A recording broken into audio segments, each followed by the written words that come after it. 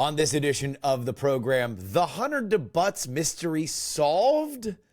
And Chris Cillizza joins the show to talk about the media and why Trump 2.0 is a little bit more competent and quiet. It's all coming up. The following is brought to you by Just Another Pilot.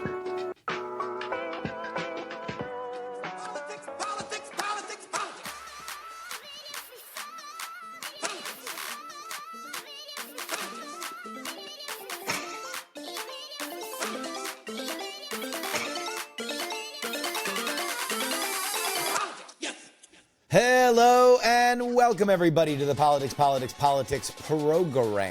for December 13th, 2024. Your old pal Justin Robert Young joining you here back in Austin, Texas. And we're going to get to Chris Cillizza. Chris Cillizza has not been on the show for years, and he has gone on a journey since then. Was on CNN, now he is amongst us, fending for himself in the feral internet plains. I got to tell you, man, this is a great interview. You guys are really going to like it. It gets personal. The dude goes in depth on his own thoughts, feelings, possible large scale issues, especially with the DC media. It gets emotional. And then we talk politics too. So you guys are going to like that. Make sure you stay around for it. But before we do, I got to say I've seen the feedback. Why did you spend 20 minutes talking about a 3-week-old tweet from a View host? What does this have to do with the White House or the Senate or the House or any kind of campaign? Is this just sponsored content for OpenAI? Friends, you've been heard.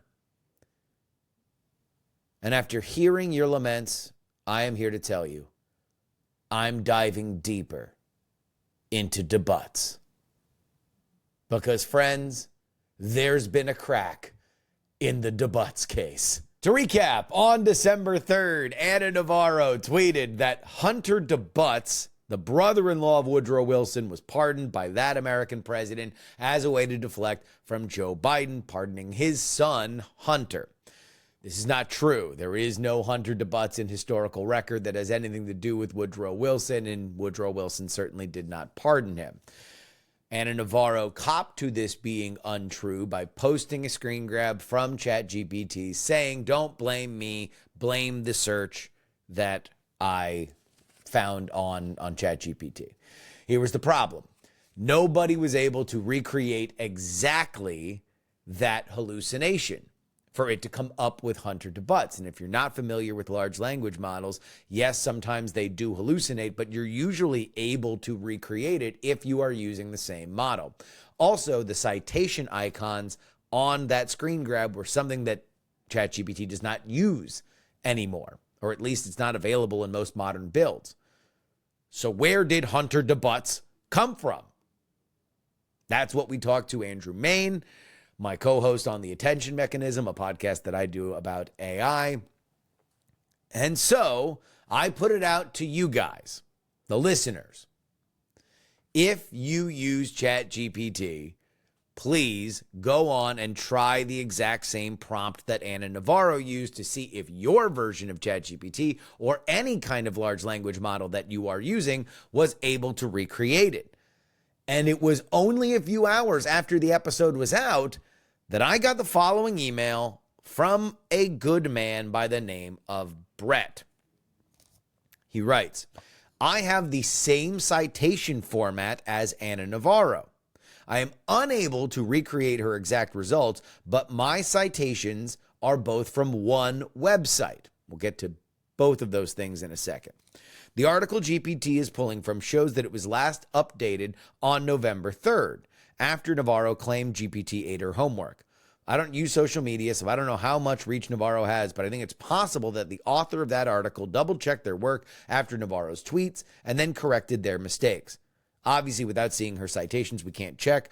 I've included a ton of screenshots and hopefully prove what version I am running on, and I will list out some details." And indeed, he does. So if you are watching this on YouTube, you are able to see, or on Substack, you're able to see that Brett was able, after asking the same question, was able to get the same first two answers as Navarro's screen grab. That Bill Clinton pardoned Roger Clinton and that Donald Trump pardoned Charles Kushner, but not DeButts. When you go to the website that was linked for Brett, it takes you to a site called living.alot.com.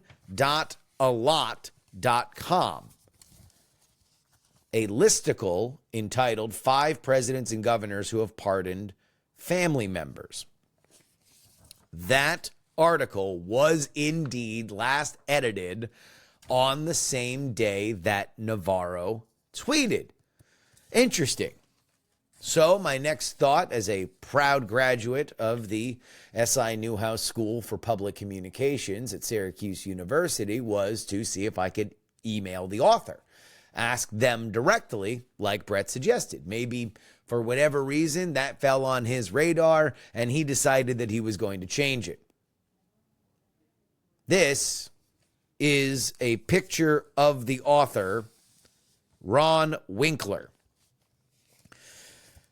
If you are only listening, I will explain that this is almost assuredly an AI-generated image, which leads one to believe that this entire listicle was probably AI-generated, which means that it would not be ChatGPT or any large language model that was particularly hallucinating this, but whatever large language model was used on this listicle site to churn out these listicles did at some point hallucinate the idea of Hunter DeButts, and God knows what that was.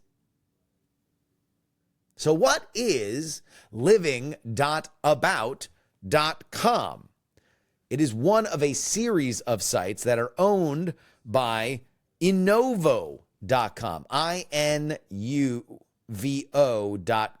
an advertising technology company specializing in artificial intelligence-driven solutions for marketing and advertising, as they put it. Their website says that they are building the future of online advertising that will account for a world without cookies using generative AI. And it is with that point that I remove my reporter hat and I put on my far more jingly and jangly reckless speculation chapeau. So from the beginning of this, I was always open to the idea that Ana Navarro might have fabricated that image. But there were a few things that always felt a little wrong to me. Number one, why did she say Hunter DeButts in the first place? Also, it seems a little advanced to Photoshop something like that. It's not impossible, but even for somebody that's on social media, as much as Ana Navarro is, it seemed a little bit beyond the pale. Possible, but not, in my mind, particularly probable. The Hunter DeButts of it all was always the crux of this. Where did that name come from? But when our listener Brett replicated the UI and almost all of the search results, it very much made living.about.com the prime target for whoever hallucinated that name. But why would ChatGPT's search pull from a random AI-generated listicle site? Usually, that sourcing is a little bit better. Unless the nascent beginning world of ChatGPT search engine optimization is indeed upon us. And if there were any site that had a tremendous stake in the game to be ahead on finding their results more prominently placed in a burgeoning search engine like ChatGPT, one that would lead people to click on the citations and bring them to websites where they were directing the advertising, because again, Innovo.com is primarily an advertising technology company that is creating content literally just to get people around the clickable region. If they were looking to do that, this would be a reason why. It would also explain why they edited it. Because when they started to see the amount of traffic that came in from this little internet kerfuffle, they would want to delete the incorrect information so ChatGPT did not derank or blacklist them. And since Brett was able to almost entirely recreate that exact same result, if anybody at OpenAI who works on ChatGPT search is listening to this, I would say take a hard look at deranking or out and out blacklisting this suite of sites. Obviously, they are not producing high quality information, and your search product's reputation relies on this kind of stuff being correct. And so there we go. Hunter DeButts was, in my opinion, a hallucination by an advertising technology company that is designed to try to build a world of advertising free of cookies that track you across the internet using generative AI. They have gamed ChatGPT search, so it came up in Ana Navarro's weird anachronistic version of ChatGPT that does apparently exist. The large language model that Brett sent me, he showed me all of the settings that he has right now, was 4.0, the current model. So it was working correctly. It was ChatGPT searching. It is just being optimized by this company, and it fed the hallucination to Ana Navarro, who put it in a tweet and then backtracked it by saying that ChatGPT hallucinated it, but ChatGPT didn't hallucinate it. It just found chum that was hallucinated by this website. And with that, the mystery of Hunter DeButts is solved. All's well that ends well.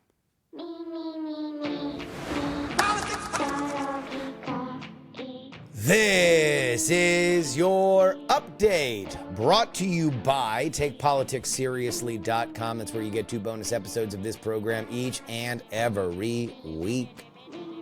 One on Monday morning, usually comes out late Sunday. So you can have that first hit every single week, and it's a good one, man. We go through all the Sunday shows, find out what DC is saying to itself, because that is essentially what those programs are for. And then Thursday, we have the late edition, things that break later in the week. You get that first.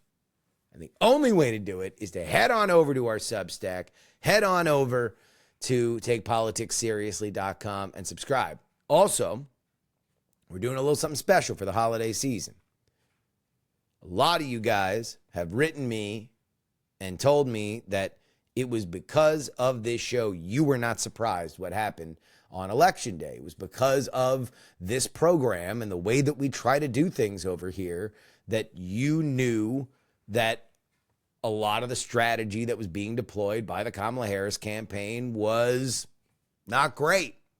I broke it down piece by piece, every inch of it. My predictions on what was going to happen were based on that, and guess what? They were damn right. And so, a few of you have written to me and you've said, hey, look, I've tried to turn my friends on to this because they were blown away by what happened. They didn't see it coming from a mile away, and I think that they would appreciate your show. And some have even gone that extra step further. And they have gifted subscriptions via Substack to their friends and family. And I would just like to say that if you are doing that, please just take a screen grab of your email you get confirming you have purchased the gift subscription and send it to theyoungamerican@gmail.com. I will make a custom video shot on this set so it looks like the show normally looks. I'm doing it before and after when I record the episodes. I will shout out your friend so it is a fuller gift experience. I want to onboard them in a great way. So just go ahead and send me that screen grab of the gift receipt. Just tell me exactly who I am talking to and maybe a little bit about them, and I will send that video back to you. Thank you guys for spreading the word. We've already gotten a few people doing it. There was a technical issue, but that has been resolved. Substack has fixed it. Thanks again to Substack for getting on top of that. But yeah, custom videos for any gift that you give to your friends, buying a subscription for this show. And now, your update. Some stuff that we didn't have a chance to go over. Senator Lisa Murkowski has expressed comfort with a no-party identity over being solely labeled a Republican, emphasizing her commitment to serving Alaska. She said this at a No Labels event, but clarified that she does remain a Republican, and you either got to be on one side of the aisle or the next, but that obviously she's more of a Reagan Republican than she is a Trump Republican. Obviously, Lisa Murkowski is going to be in a very, very interesting situation. She will be one of the more probably not lockdownable votes on the Republican side for some of Donald Trump's more controversial picks, up to and including Kash Patel, Tulsi Gabbard, RFK Jr., and Pete Hegseth. But also, there is the question of exactly whether or not Alaska would primary her. It's very hard to primary sitting senators. It's not impossible, but it is hard. And Murkowski knows her district, and her district knows her. Her state knows her. So she's going to do her best to bolster those independent vibes.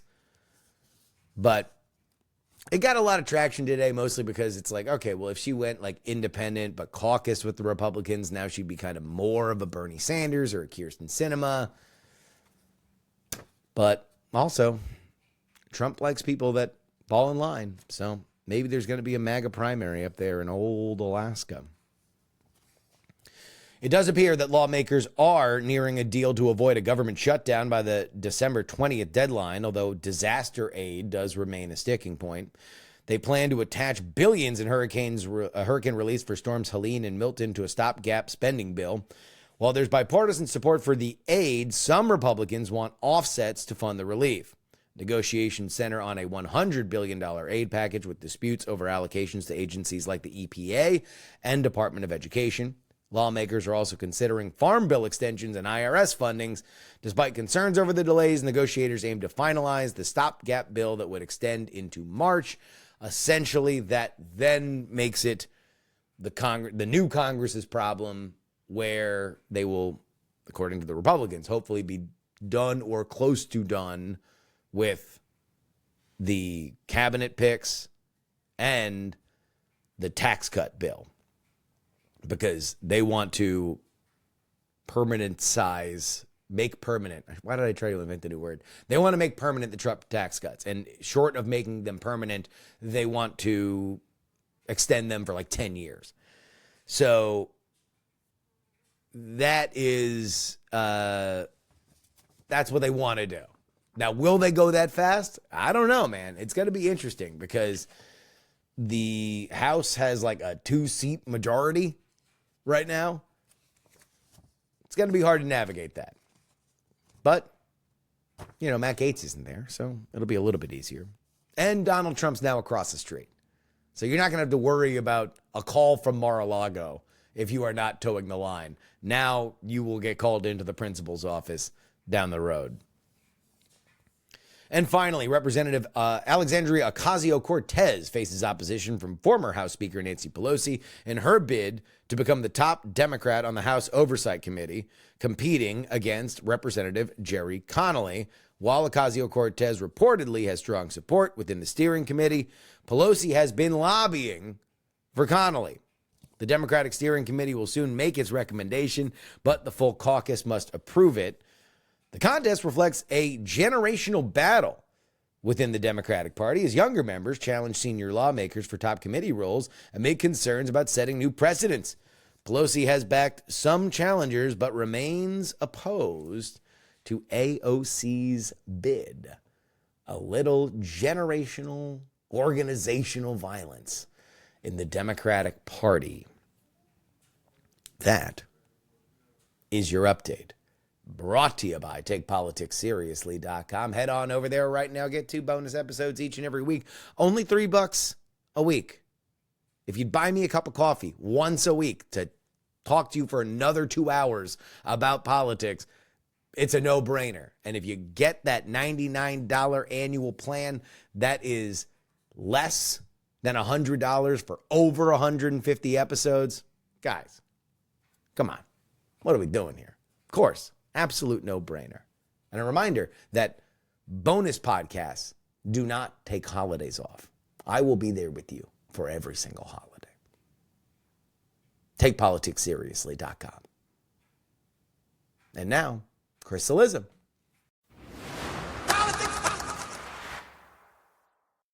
I would like to welcome to the program, actually back to the program. He was on many years ago when he was with CNN. Now he is on Substack like we are, and we are very excited to have him be a part of the community. Actually, I think I joined his community, so I am happy to join the Substack community. That is Chris Cillizza. Welcome to the show, man. Oh, dude, thrilled. It's so funny. I went back and looked, and I was like, man, I did do this, and it was a while ago. And my life it's weird how life changes.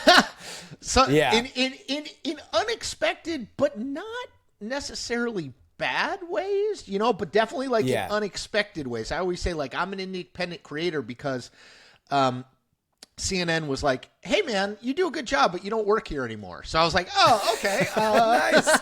And like I looked around, and like I talked to a bunch of people. When this stuff happens and it's public, right? Like a lot of people know about it, and they're like, "Hey, man, you want to get together and chat or whatever?" So I did a bunch of that, and I looked at all these other things I could do, and I was like, I just really like writing and thinking and talking about politics. Like I just kept coming back to that, and I was like, I'm gonna try to like make a life out of this. And see if it'll work. And, that's sort of been the last 18 months. I've got two things on my agenda to talk to you about. One about what is happening in politics, and the other, as I like to joke about on this show, is what happens when any two journalists sit with each other for longer than 5 minutes, and that's we figure out the real story that's going on, which is, of course, journalism. Ugh. And so you mentioned it. So how has the transition been? How long have you been doing Substack? And how's it going for you? So, like, I think I probably wrote something in like January of 2023, but I didn't really start doing it until February of 2023. And okay, the truth of the matter is, like, I don't know if your life is like this. Mine very much is. And I know people who are the opposite of this. I know people who are like, here's my year one plan. Here's my year two plan. Yeah. I was like, this is exactly the genesis of my Substack. And by the way, my YouTube channel.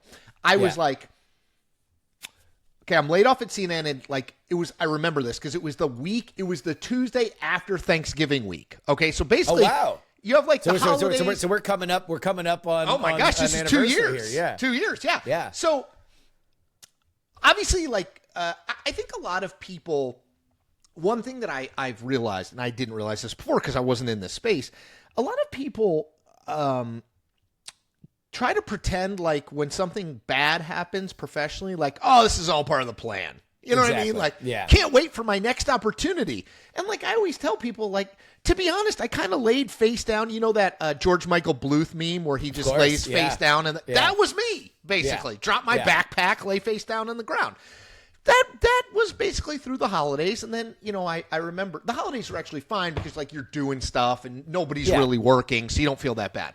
But then I dropped my kids. I dropped my kids off at school. I remember this was like January 6th or something. I drop them off at school their first day back after Christmas break, and I get back to my house. It's like a 5-minute drive. I get back to my house. It's like 7:45 a.m. and I look at my calendar, and like the next thing on my calendar was 3:45 p.m. Pick kids up. So I was like, oh boy. And so for me, it was like just trying to order my days. Like at that point, CNN was still paying me because of my contract. So I didn't have to like make money that second, right? Yeah. Like it wasn't urgent, but I knew that contract was coming to an end. But it was mostly like order my days, give me something to do. And like I've been doing, I feel the same way about you and all of us who have been this in a long time. Like I've been doing this for a really long time. Like that muscle, I didn't want it to atrophy. It was like a thing I do it, because they pay me. Especially at that point in the cycle where it's like, all right, you're coming right out of the midterms. Presidential. Now we go. Now it's the time for the pre-primary, then the primary, then totally. And if you think about that time, it seems so weird to look back, but if you think about that time, there was like so DeSantis had won overwhelmingly in Florida, right? He won by 20 or whatever. And like there was January, February 2023, there was definitely this, well, is Trump's moment over? You know, there was polling that showed DeSantis running. I mean, it's crazy to think about now, old pudding fingers. But like he was running, you know, close to even with Trump. And it was like, is Trump going to win? Is Trump not going to win? And I was like, man, I can't sit this out. I don't want to sit it out. Like I'm interested in it. And so around February 2023, I started doing it. Without any real plan other than like, you know, I like doing this stuff. I mean, you know, what's funny is when you're stripped of a thing that you're so used to, like, you know, I've just always been writing and talking about politics. You are forced to be like, okay, what do you like doing? And like, I would occasionally do like Scripps News would call me up, even though I wasn't working for CNN anymore. They'd be like, hey, do you want to, by the way, to our journalism conversation, Scripps News, which doesn't really exist anymore, but they would call me up and be like, hey, do you want to talk about like your thing you just wrote? And I'd be like, sure, like do it on Zoom. And what I noticed was I like really enjoyed that, you know, like I felt good afterward. And I was like, I'm going to keep doing that. So that's just basically the genesis of it. And sort of where it's like all things. If it starts with what you're passionate about, it usually is, it's the most likely thing you're going to succeed doing. I think, 100%. And I think for you, your slide into it makes more sense to me because you've always had a natural, not only inclination, but talent to interact with an audience. You have been in a political takes world for a long time. You've been Decades. there. You've already put your face into the buzzsaw so many times, and it's like, why waste these calluses? Why walk away now? Yeah, exactly. Well, it's like, because also it's like that's what really matters when you're really looking to engage with people and be somebody that people think about. This is the actual tool of the trade. It's not only having a keen perspective on it, but also being willing to put yourself out there, and that's the thing that, and I'm sure you probably had a lot of these calls, because I've had a lot of these calls as journalism slowly decays, or at least from the perspective that you know we were brought up in it. The colossus, the empire has frayed, and now we are all warlords that are you know, carving out our own territory. But you get these calls from friends, and they're like, "Hey, how do you do this?" Substack thing. How do you do this? Whatever thing. I have a meeting with someone. Or a coffee, and a meeting makes it sound formal. A coffee or a lunch or something with someone every 2 weeks now. And the reality is that one part of it is working as hard as you worked. One part of it is structuring your day and being your own boss. That's very foreign. Everybody who's worked in the industry can work. Everybody cannot structure their own day. And they oftentimes can't throw themselves out there in the same kind of way that their masthead used to or their network used to. That's the reason why you got attention for whatever you wrote. And in this world, you got to do your own dance, and you got to be comfortable with what you're putting out there. And that's something that's very different. Well, you know, what's so funny is like, at least for me, funny / depressing is one of the things that I realized. I realized a couple things. One is I realized that and journalists never admit this, but I think it motivates a lot of people. I loved introducing myself as CNN's Chris Cillizza. Or like, I mean, I didn't say I'm CNN's Chris Cillizza, but people be like, hey, where do you work? And I'd be like, oh, CNN. They're like, oh, are you on TV? Yes. Or even the Washington Post. Oh, where do you work? The Washington Post. Oh, man, that's a cool job. Exactly. And I liked it too much, even though if 2 years ago you interviewed me, I'd be like, hey, man, I get it. Like, you know, we're all just cogs in the machine, blah, blah, blah. Like, I loved it. And I think a lot of people are clinging on to mainstream journalism, candidly, even though they know the business model is broken, because they want to go to the White House Correspondents' Dinner.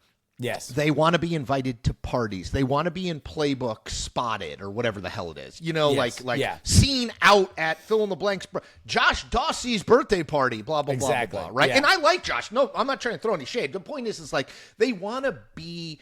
It's the social element of especially in DC. Totally in DC. It's huge.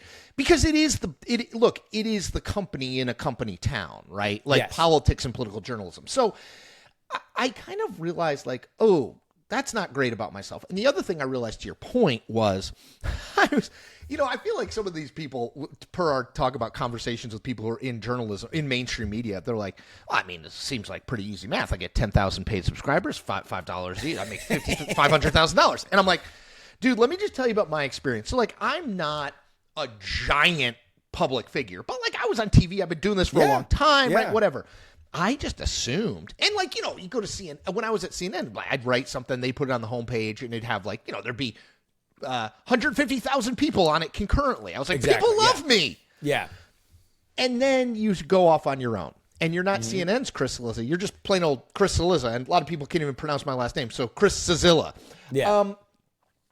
And you realize, oh, there's not as many people subscribing to this as I thought there would be. Oh, it'll humble you. It'll humble you quick. Yeah. It's like, whoa, I have 20 paid subscribers. That's not enough money to put my kids into private school. Do you know what I mean? Like, yeah. Oh, yeah. And that was the humbling, even though, like, again, I always tried to be the guy who was not. Can I like? Sure. Go ahead. Okay. I try not to swear that much, but I always tried to be the guy who was not the TV dick. You know what I mean? Yeah. Like, people know me, I'm famous, blah, blah. Because you're not famous. You're famous for DC. But regardless, yes, I always tried to be that guy. And yet I think, like, there was a part of my personality that I had internalized, particularly when I went to CNN, that I kind of, I don't know if I was that person, but I took a lot of that stuff and used it to define myself. And so, yes, it will humble you fast. And that I needed, I guess it's a long way of saying I needed to be humbled, even though I didn't think I did. I'm not sure many people think, like, I need to be humbled, but I did. And this whole process of, like, okay, now you're starting, because I had all these email lists and all this stuff at CNN, but they own, the good thing about my the good thing about my contract was they had to pay me even after they got rid of me. The bad thing was they own everything. Everything. Aside from my Twitter feed, which is, through Twitter, I didn't own one thing, not one email address, not one list, not one piece of content. So you're basically like, I'm an only child, so I don't even have siblings. I had to be like, hey, Mom, can you subscribe to my Substack? I mean, were you allowed to do a goodbye, hey, here's where you can find me thing, or were they hard asses about that? They weren't. So much of this is they weren't really hard asses about it. I was, like, legit in shock. I mean, I did not see it. I mean, this is my own, talk about my own hubris. Like, it's a perfect example.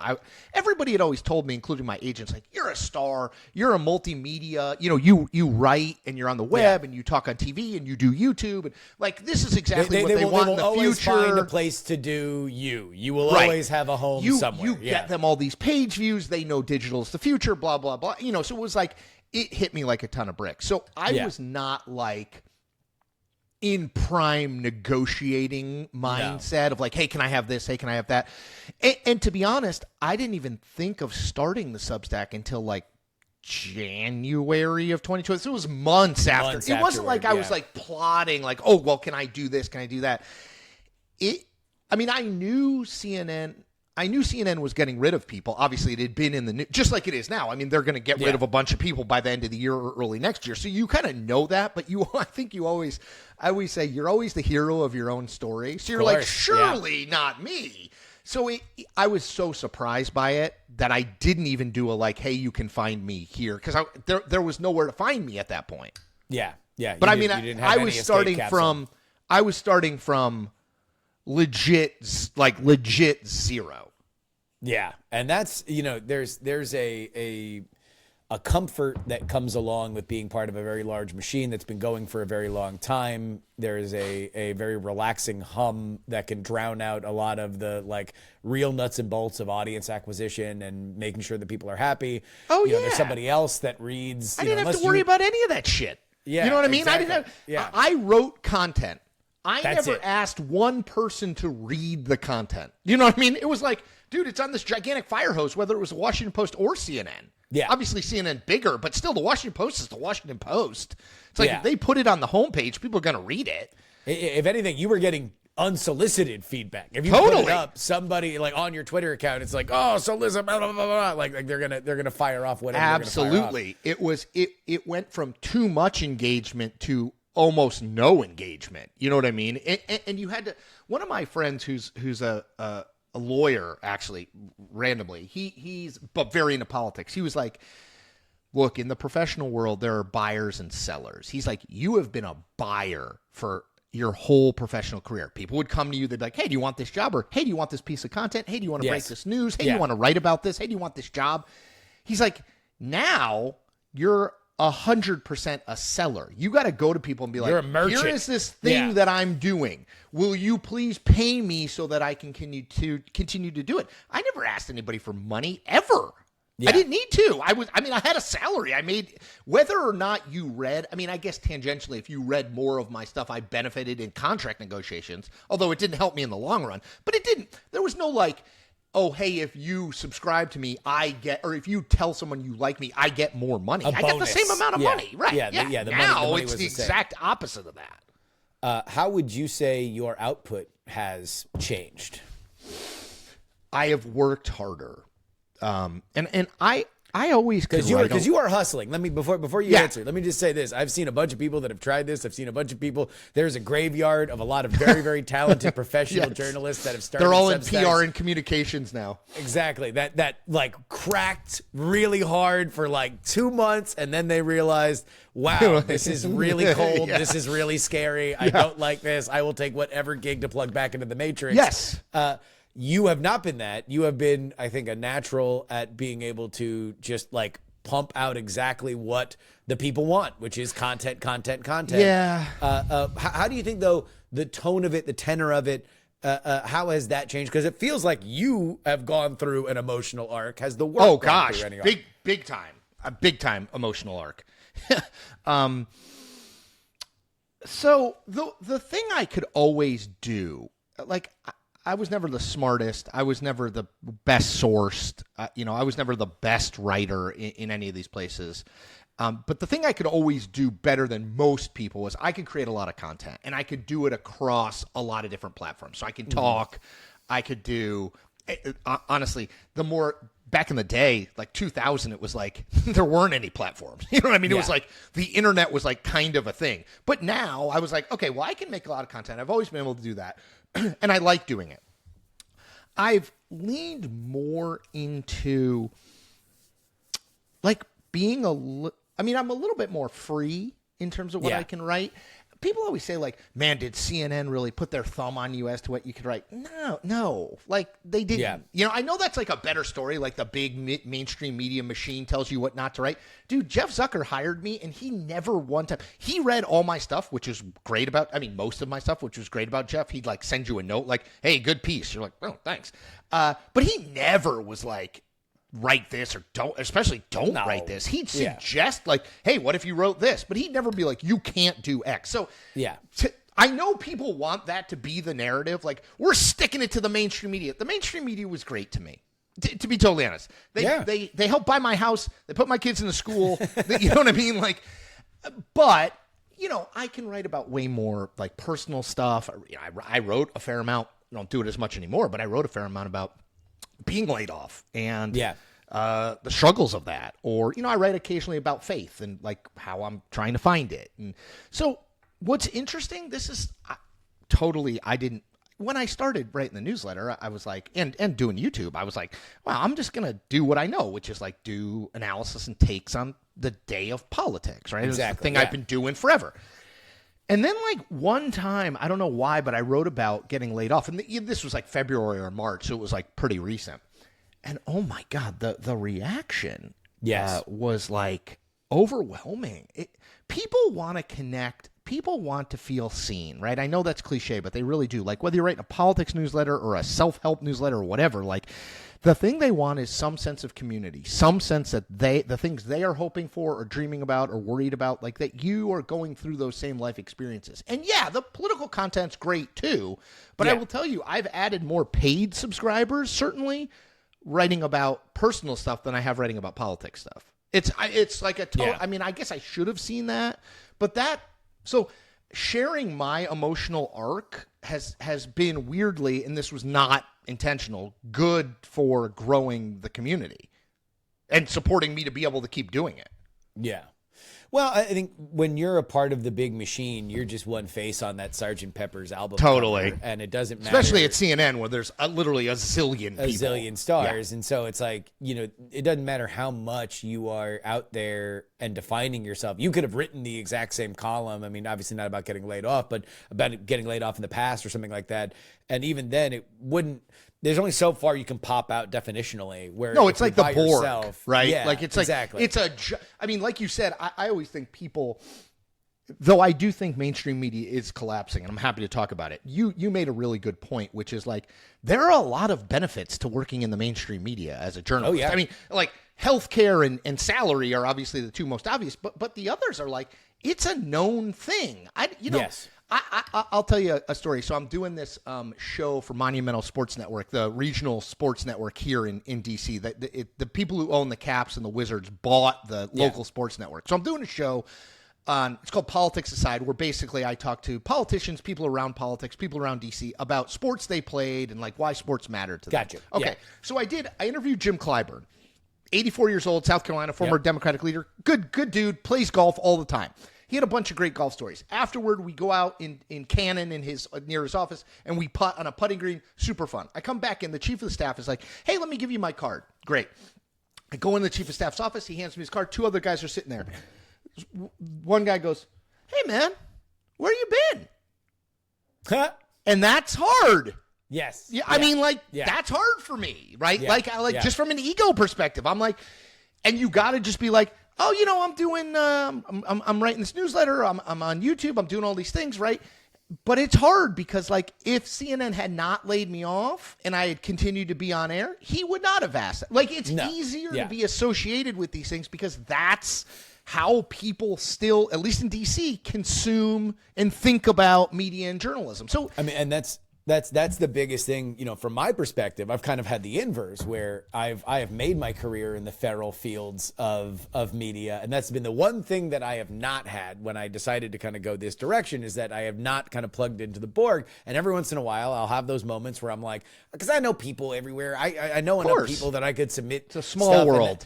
And then I'm like, okay, well, I don't know if I polish this up or I set up a LinkedIn and everything. And it always got to the point where I'm like, okay, well, when I actually lay out my day, which is I wake up, I do exactly what I want. Nobody tells me what to do. I get all of the money. I don't have to share anything. Nobody's going to capriciously tell me, oh, by the way, you now have to do this or you can't do that.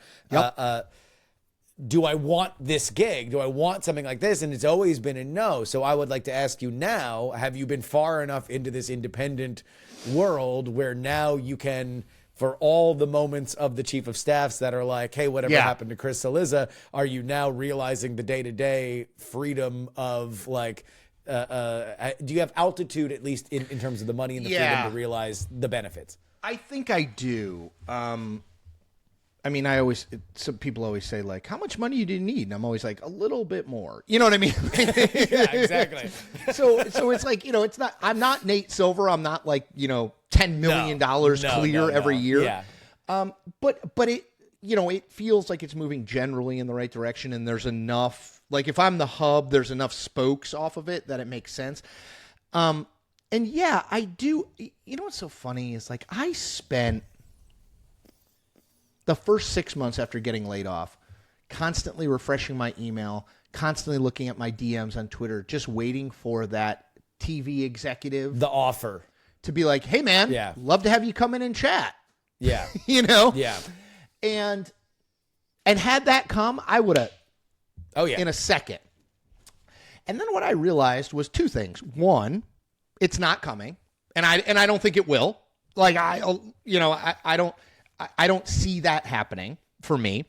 And two, like, let's just say NBC had been like, hey, Chris, come on, and for the 2024 election, come on and do kind of what you did for CNN. Talk on TV, write some, you can do a podcast, whatever, and we'll pay you 2/3 of what CNN paid you. Yeah. Man, I'm not sure that I'd feel good right now. Because, like, and this gets to the problems of the business side of journalism, like, I'd be that same ripe target, middle-aged, white guy, big-ish salary. Yeah. That, like, I'm not sure I'd survive that, even if I did a good job. At NBC. Yeah. And so it's like, man, I see all these talks of cuts. CNN and I mean, basically everywhere is everybody, going to cut, whether they've said cable, or not. Everyone on cable is. I mean, like I don't know what. I mean, this is part of the reason why I jumped to Substack from Patreon was that I was at the conventions and I was in the C-SPAN box and I'm looking out at all of the other network boxes. Yeah, and I was like, how many of them are going to be there in 4 years? Yep. Because I don't know, because it's crazy to think of at that point is they're all glittery and everything and everybody looks awesome and they've got 50 people on one little table.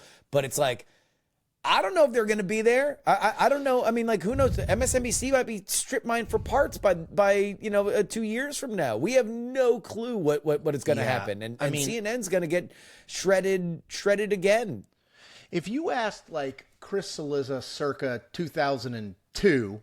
So I was like 26 at the time. Like, hey, what do you think Blockbuster is going to look like in 20 years? I'd be like, oh my God. It's like, because look, I grew up in rural Connecticut, right? We had like a video hut when I was growing up. I'm 48.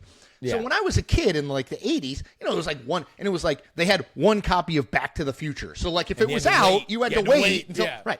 Exactly. So then this Blockbuster opens, of course, not in my town because I lived in this tiny town, but in like the next town over, right?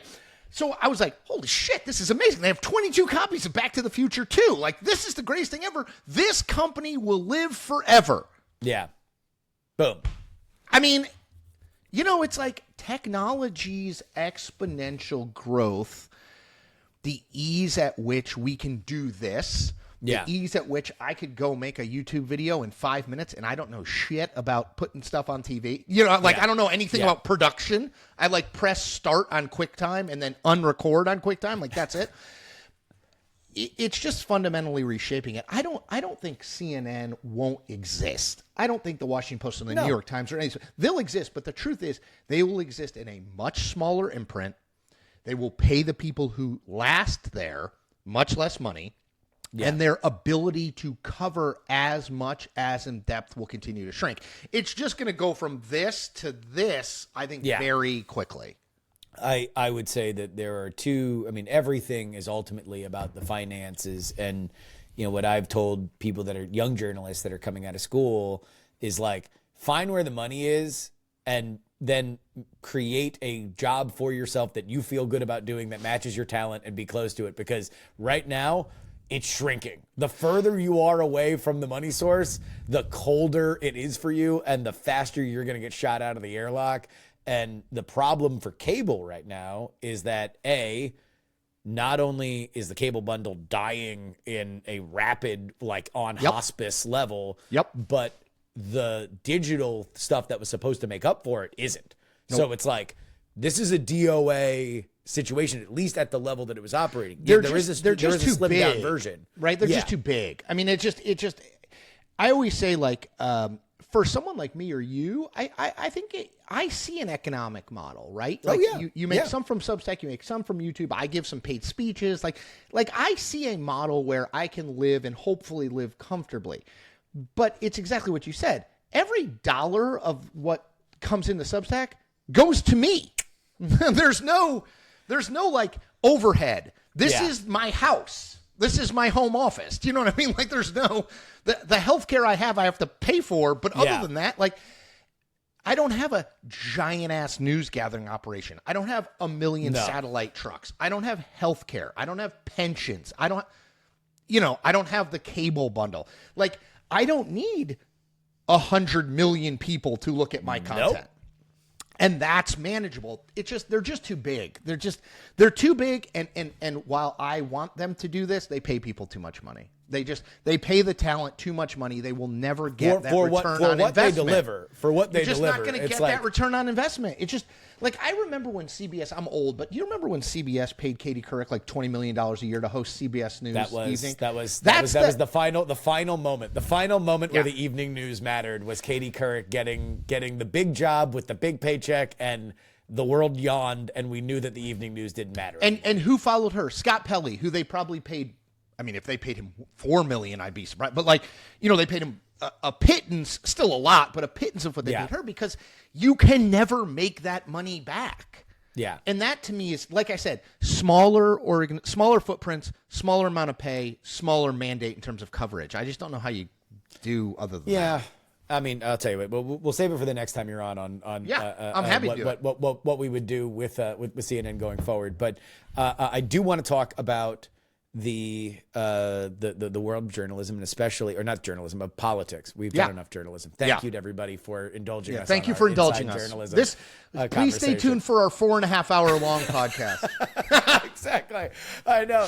It's so. But you want to, the audience loves it. Talk about personal stuff. For whatever reason, whenever I break down inside journalism stuff, or I explain like, hey, this is how a story gets created. This is what you're actually saying. People love that stuff. Like knock down the fourth wall. They really dig it.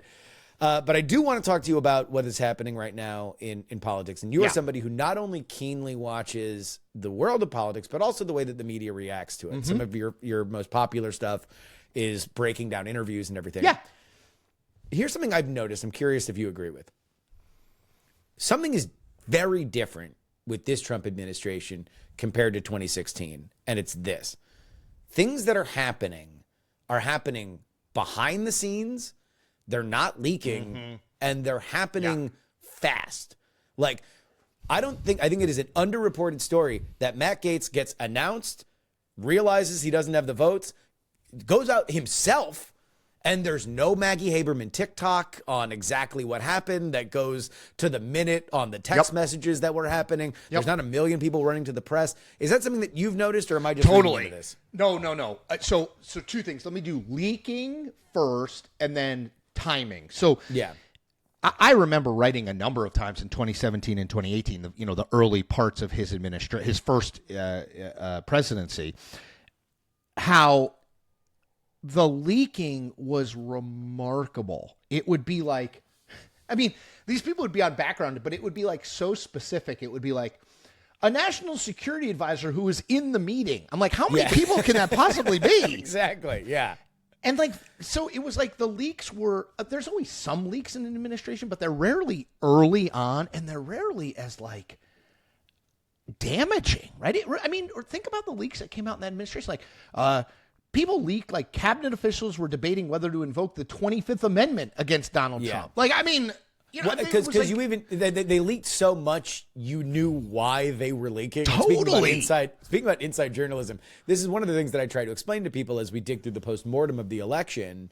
Is like, everybody who's out there talking on a podcast, everyone who's going to be either on background or on the record for the books that are going to come out about the election, are only doing it for one reason: to save their jobs for self-aggrandizement. Exactly. Yes. They want to say either I did a good job or it wasn't me that screwed up. If you think it was me that screwed up, you're wrong, future employer. It was this other person, which is why I'm going to go to the people that write the books. I mean, go listen to that talk about a 4.5 hour podcast.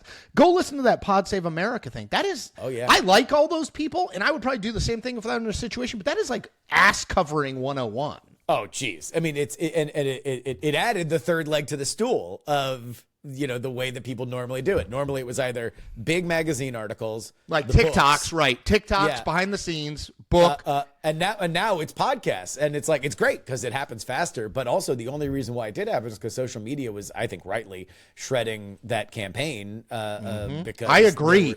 I'm amazed that the whole. This is a sidetrack, but the whole blame pie, it's like 75% of the blame is Biden's. I'm like, she was not a good candidate. I mean, let's just like, and there was a time when, at the start of her convention where everything looked to be in front of her, and I mean, maybe in retrospect, we overestimated that, but like the idea that the race was lost on June 27th. I mean, I think June 27th, the debate did huge amount of damage, right? And him not getting out immediately. But like, I don't know. I could have seen a path for her starting on September 1 where she won. Well, my problem with all of it is that the way that they kept explaining it was, and this was, I think, the newsworthy stuff that came out of it was like, okay, well, their internal polling showed 46, 47, 46, 47, 46, 47, which is like, okay, those are Hillary Clinton numbers. You're going to lose. Totally. And he's more popular than he was. Why in would they be for you if they're not for you now? So it's like, okay, so you never saw the big brat summer boom. You guys never saw the all that. That's fine. Here's what I don't get. Why did you run a safe campaign? Why don't you have her quitting the administration? Why don't you have her torching Biden? Ran like the incumbent. Yeah, exactly. It's like you can't do both. You can't say, well, we had headwinds. It's like, okay, well, if you're down 30, take risks. Then you got to start throwing on fourth down. You got to start doing some weird stuff, or else, then why were you there aside to run through $2 billion, which is totally a whole other thing. The campaign she ran would suggest to me that they had her ahead by 3 to 5 points in every swing state. Exactly. Yeah. Right. That they had a very rosy idea of the polling, and as we come out of it, it's like, oh no, we had a terrible polling internally, and it's like, then what were you doing? Totally. What was going on? All right, so leaking, yes. The leaking was unbelievable, and it's much more buttoned up now. The timing thing, I think, is fascinating. So, look, I talk about, pulling back the curtain. I know that Trump and his people insist that they thought he was going to win in 2016. I can tell you definitively that is utter and complete bullshit. Yes. They did not. And just in case you need evidence of that, go look at how they handled the month and a half of the transition. It was all over the place. Chris Christie was running it. Then they fired him. They got rid of him. Yeah. They put Mike Pence in. I mean, it was just chaos, right? Yes. He's meeting people, shaking hands with Kanye outside of Trump Tower. I mean, and then compare that to now. In 2.5 weeks, he picked every single cabinet member, including, to your point, 2 attorney general nominees, right? Yeah. In that 2.5 weeks, Gates came and went, and Pam Bondi was in. Now, you can dispute, well, why did he pick Pete Hegseth? Why did he pick? I mean, I think there's good explanations for all that, but they had a plan this time. Yes. They thought that, at a minimum, they thought they might win, and they were kind of more ready. And what does that translate to once he becomes president? I don't totally know. But it speaks to me, it's kind of retroactively, it's oh, yeah, they didn't know they were going to win in 2016. Well, and I think also, number one, in 2016, he didn't have his people, capital HIS people, right? When I was covering the RNC in that year, it was when you went to the bars in Cleveland afterward, it was a bunch of old school Republicans totally that were we're going to a gold-plated funeral in 8 years after the Clinton administration. We'll regroup and we'll build a new President John Kasich will rise from the ashes. Exactly, but they were just there to drink scotch and be sad. That was it. Everybody that was a part of that Trump team was, I'll put it this way. I was in a bar in Cleveland right across the street from the arena where it is, and I'm sitting with a bunch of people that are just sad Republicans that were Ted Cruz people that were just sad. And then I go to the bar, and I'm waiting for the drink, and there's this kid, and I mean 10 years younger than me. And I'm like, hey, man, what's going on? And he's just jubilant, super excited. And but what do you do? He's like, oh, I run digital for Trump in Pennsylvania. And I'm like, oh, wow, you look like you're 11. That's kind of crazy. How is college? He was like, oh, I ran a Facebook group. Yeah. And it's that's where they were. The pros were over at the table being sad and getting drunk. Absolutely. The 11-year-old was at the bar running it. And so it's when he gets the presidency, it's all scratch and dent people that were okay, either, brief number Trumpers that came on. He didn't have his people, and they were all hated. They all hated each other. The Kushners hated the Bannons. The Bannons hated, the establishment people. That was all that. Now it feels and who knows how much credit goes to Susie Wiles, who seems like she is running a far more buttoned up shop than anything that ever happened before. But the Gates thing is what solidified it for me. It's Gates loves to talk. He will talk to anybody. And he got embarrassed and didn't say anything. He just basically He disappeared. didn't say nothing. Yep. He just he left the house. He endorsed his successor. Yep. That's it. It'll be on One American News Network, and that's that. That is insane to think of in a 2016 world. Absolutely, because just again, pulling back the or knocking down the fourth wall of journalism, one of the reasons that Trump was such a rich text was because he in 2015, 2016, 2017, actually his whole presidency was all process. Yeah. Right? Reporters love process stories. Donald Trump did not really care about policy. It was mostly positioning and saying stuff and moving people around. And this one was now in good with him. And this one he's just a fount of that kind of stuff. Yeah. And that's the kind of stuff that books are written on, miniseries are based, documentaries are made, content IP, intellectual property is created off of all of that. If you think about it, I went through his interview with Kristen Welker, which, it was he was a little bit calmer and less sort of braggadocious than normal, but basically himself. But that's the first interview he's given since he won. Yep. I mean, that's more than a month. Yeah. I mean, that level of discipline in him. You think that Donald Trump didn't want to go out the next day and tell everybody that he kicked ass and he told you he was going to win and everyone was wrong? Of course he did. Yeah. I would want to do that. You guys said I couldn't do it and I did it.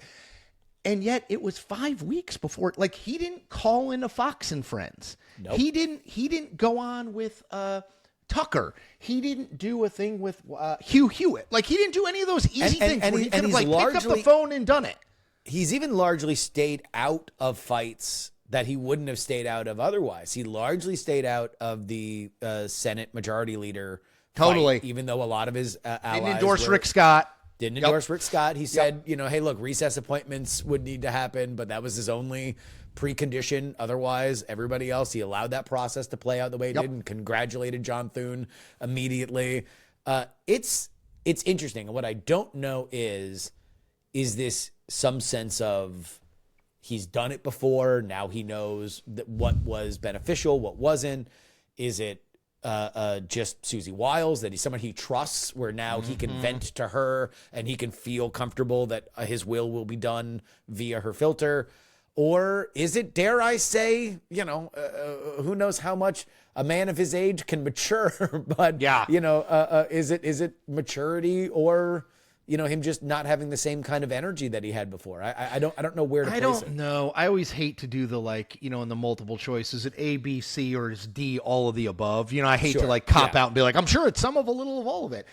I do think, look, the difference in chief of staff does matter, right? So Susie Wiles basically is with him throughout the entire campaign. He learns to trust her and Chris LaSavida's judgment. Generally, I mean, Trump is still Trump, but generally does what they say. Compare that to he picks Reince Priebus as his chief of staff in 2016 because Reince is the chairman of the RNC and the face of the establishment, right? Yes. So it's already an odd bedfellows there. And I do think a been there, done that thing does have some level. I think he'll always kind of be who he is. Maybe more so, maybe less so in any minute. But I do think having done it before, I mean, I have it in my own life. Last fall, I taught a campaign journalism class at Syracuse. I don't think I was very good. I had never really taught before. My alma mater, by the way. Oh, there you go. So it was hard for me because my alma mater is Georgetown. So it was really hard to teach at Syracuse due to hatred of their basketball team. But I was okay at it. I mean, they asked me to do it. I wasn't a disaster, but I wasn't great. I didn't think, and I was really anxious about it and making sure, I wanted to make sure the kids got their money's worth. And then this fall, I'm finishing up now. I taught at Georgetown, campaign journalism, undergrads. Gotcha. Yeah. And I felt better. And I think it was really just because I had kind of done it before and I knew a little bit more of what to expect. It's not the same setup, but I think it's like everything in life. If you've been there and done that once, then you kind of know, okay, I need to freak out about this, but I don't need to freak out about that. And, I think we forget that these politicians are people. I think that's the biggest thing we screw up in journalism. Yeah. The things that people were like, why did Joe Biden pardon Hunter Biden? I was like, well, I mean, of course it makes no sense politically because he said repeatedly he wouldn't. But he's a guilty dad who thinks his time away because of politics and the profile he had because of politics impacted his kid and led his kid down this road, and he feels bad. And so he's acting as a dad. They're people.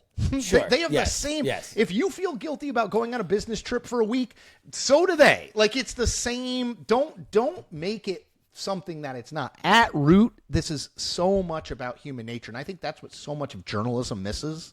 Yeah. It's it's not really these dry policy fights. It's people.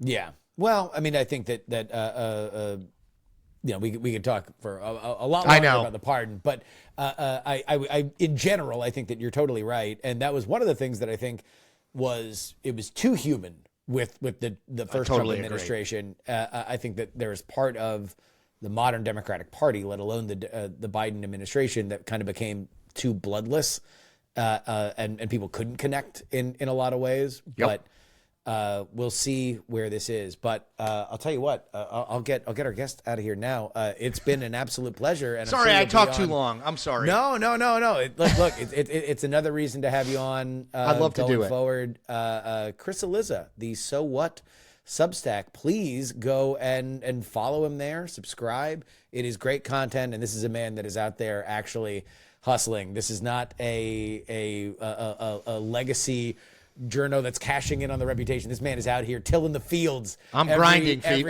people every damn day. And you absolutely love to see it. Chris, thank you so much for joining the show. Oh my gosh, thank you for having me. Appreciate you.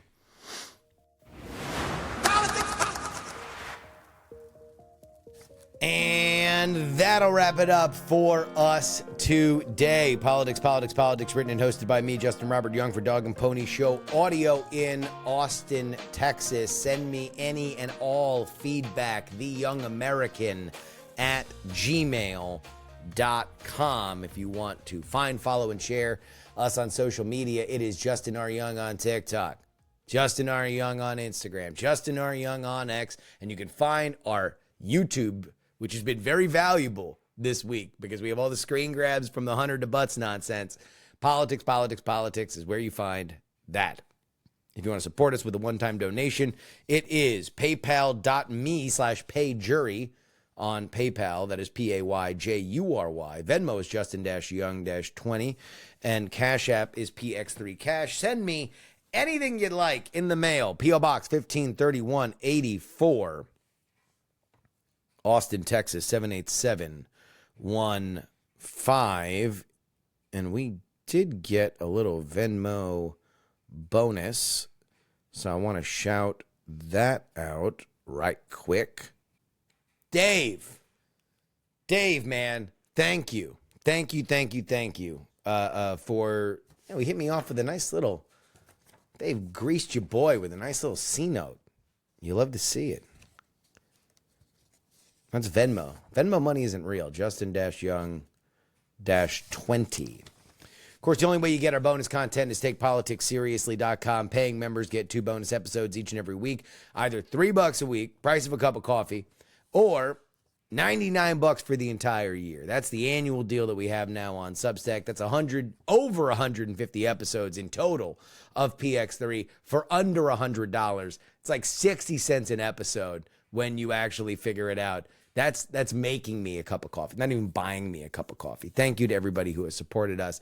Our founding tier, though, if you're a psychopath, you can get on our founding tier. Our founding tier gets your name read at the end of the show like these fine folks at the Titanic founding tier. L3PO, Peepaw, Scott, Middle-Aged Mike, Tom, Sarah Jeannie, Jeremy, Pro Idiot, Chiller Tomatoes, Oh Yeah, It's Adam, Neil, AB Puppy, Just Another Pilot, Dr. Whiskey, Michael, Fat Tony, Speed Chase from New York, Will Porta, The Borge B, Matthew, Matt, Andrew, Edwin, Sam, Andrew, Phil, Edison, Devon, Paul, a dog named Checkers, Gloria Young, my mom, Jerry, Trucker, John, Berkeley Steven, and Zombie Doc. If you want your name read on this fine show, well, one place to do it. TakePoliticsSeriously.com.